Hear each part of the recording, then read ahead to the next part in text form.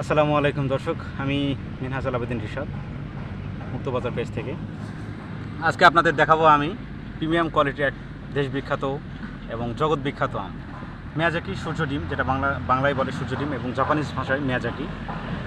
ঠিক আছে, সেই আমকে আমি দেখাবো আজকে। আমার বাগানে হয়েছে, আমি গত বছর এই গাছটি লাগাইছিলাম এবং এই আমটা এখনও পর্যন্ত টেস্ট করি নাই।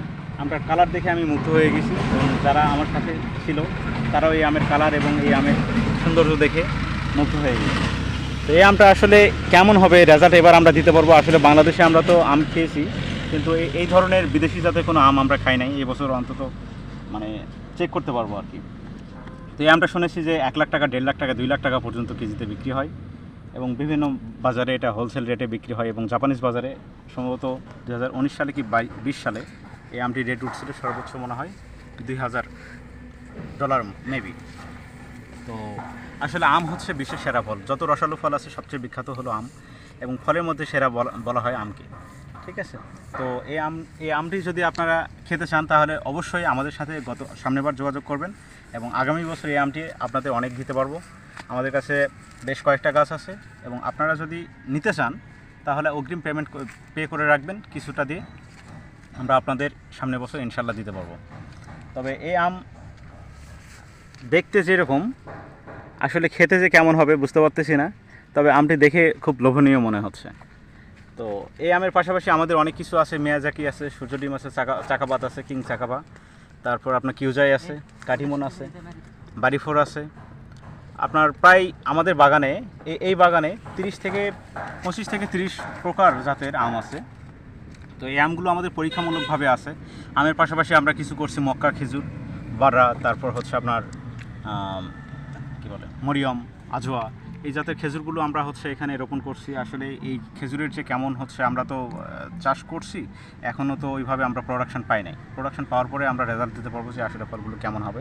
তবে আম যদি আপনারা বলতে পারেন তাহলে বলতে চান, তাহলে আপনার কাটিমন জাতের আমটা লেট ভ্যারাইটির আমের মধ্যে আমার কাছে মনে হয়েছে শ্রেষ্ঠ আম এবং এই আম প্রচুর মিষ্টি এবং ডায়াবেটিস থেকে শুরু করে সব ধরনের মানুষরা এই আম খেতে পারবে।